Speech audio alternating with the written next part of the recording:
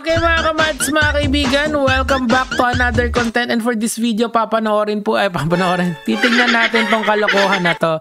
Well, ganito ang sabi kasi ng mga DDS, 1 million na daw yung nawala kay Meme Vice. Okay, pero syempre meron naman kasing mga online trackers dyan and ito yung pinaka-accurate. Galing ito kay Jerry Kakanindin, isang kakampink. Palakpakan.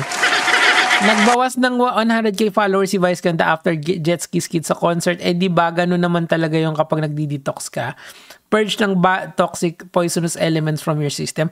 Actually, sa tingin ko naman, yung mga taong naka-follow kay Vice Ganda, naka-follow sila because of gusto nila yung content ni Vice Ganda, regardless kung mag-promote siya ng sugal, kung sinong politika yung kanyang susuportahan. Yung comedy niya kasi yung talagang finalo ng mga tao, and ngayon yung personality na ni Vice Ganda. Okay, so dahan-dahanin natin yung issue na to kasi yung ibang mga DDS sinasabi nila na ang totoong nabawas daw kay Vice Ganda is 1 million followers daw, pero ang totoo niyan it's closer to sige, lalagay na natin sa 150,000.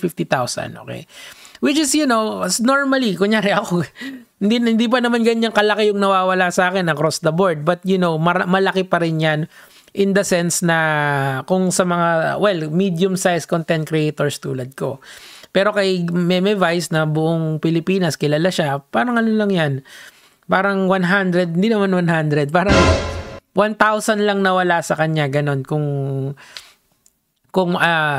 almost same size kami. But you know, it's still a significant amount of people. 150,000 followers din yan. Okay, sabi dito 0.5% daw yan. Pero still, it's still a lot. Kung ako yung tatanungin mo, in my perspective, di naman ako ganyang kalaking content creator. Anyway, gusto ko lang sanang i-bring up sa inyo to kasi this is a very ridiculous na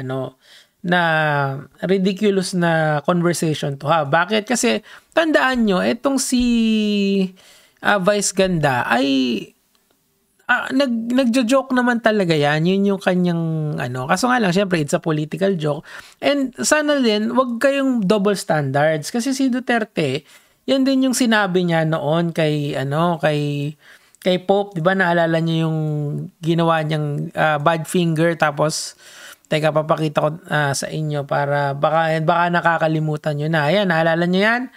Hindi ko nalang papakita yung buo, pero gets nyo na yung sinasabi ko. Tapos, ngayon, si Vice Ganda, ang nangyayari sa kanya, pinuputakte ng mga DDS yung kanyang page, di ba? Hindi ko alam kung bots yan, pero I believe na since madami talagang followers si Rodrigo Duterte, malamang sa malamang. Ano na yan?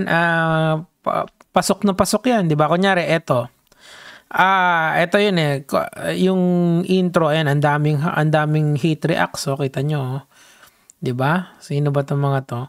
Mukha naman mga totoong tao to. Ewan ko lang kasi meron kasing mga bots na ganyan sabi nila. Pero ito, boycott endorsement movie at show ng babastos na ito. Good luck on your downfall. Alam ko merong may YouTuber na naman dyan gagawa ng content. Alam mo, ang hilig nila ngayon sa ganyan. Hindi na sila, gusto lang nila yung fall, hindi nila gusto yung rise. Pero being Vice Ganda, Diyos ko, kahit anong ibato mo dyan, haligi na ng industriya at this point in time. We will not pray for your downfall for mocking the respected and beloved FRRD. Kaso tandaan nyo rin yung ginawa ni Duterte kay Pope, di ba? Yung pinakita kong visual sa inyo kanina. Sana wag kayong double standards kasi ang lumalabas niyan parang sobrang double standards nyo kapag inaaway na yung mga puon nyo, yung mga politiko nyong gusto. Parang ginagawa nyo silang santo, mga politiko yung mga yan di ba? And okay sana kung wala silang track record ng kalokohan The fact na meron, na pwede nating isa-isahin, dapat dapat maging objective kayo. Hindi yan mga Diyos, hindi yan mga santo, nagkakamali din yan, di ba? Eto. Noon nakakatawa ito, pero nung minsan nag-concert dito sa Dubai, ng maliit ata ng tao ito at maraming nabastusan sa kanya, kaya hindi na ako manonood sa kanya, nasa 10 years na siguro. Okay. Di ka rin naman kawalan kasi yung mga ibang concert ni Vice Ganda, tinatao pa rin, di ba? Showtime, nandun pa rin siya araw-araw. At this point in time, bilyonaryo na yung tao.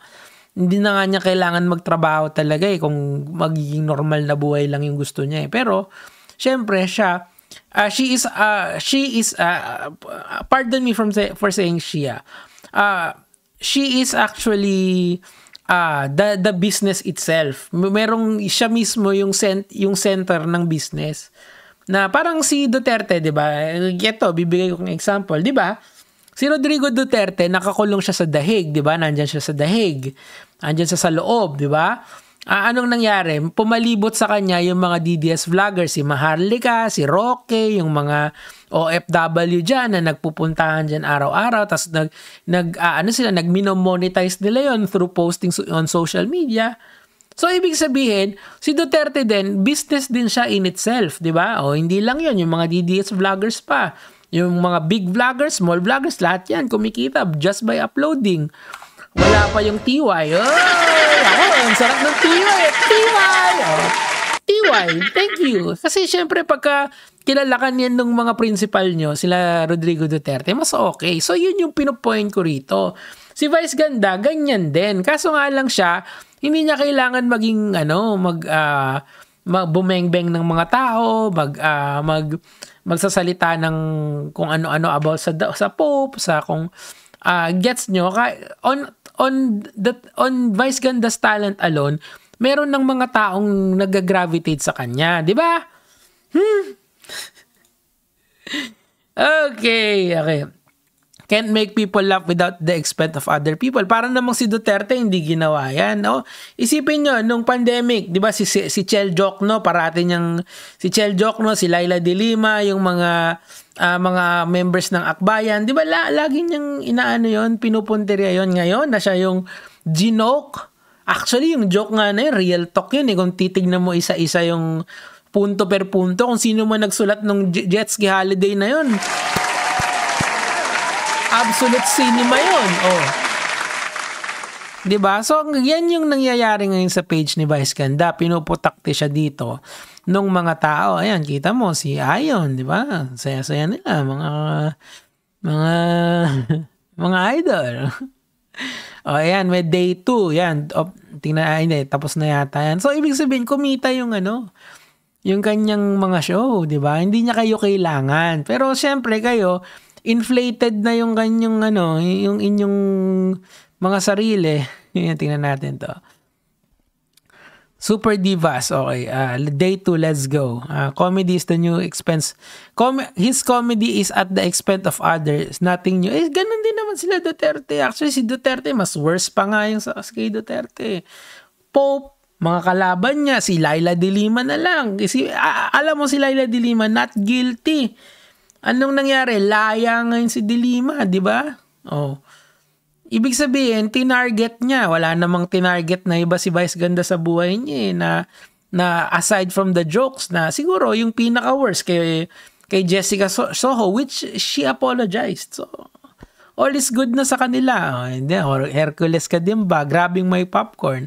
Trying hard comedian. Nakakatawa talaga. Actually, that was one of the few times na I really love the performance of Vice Ganda. Napapalakpak ako. Absolute cinema. Napapalakpak na. O paano? Yung luha nyo. Dahan-dahan lang Punat-punat din ang tissue. Yun lang naman po yung sa akin for today. Kaya mga lods.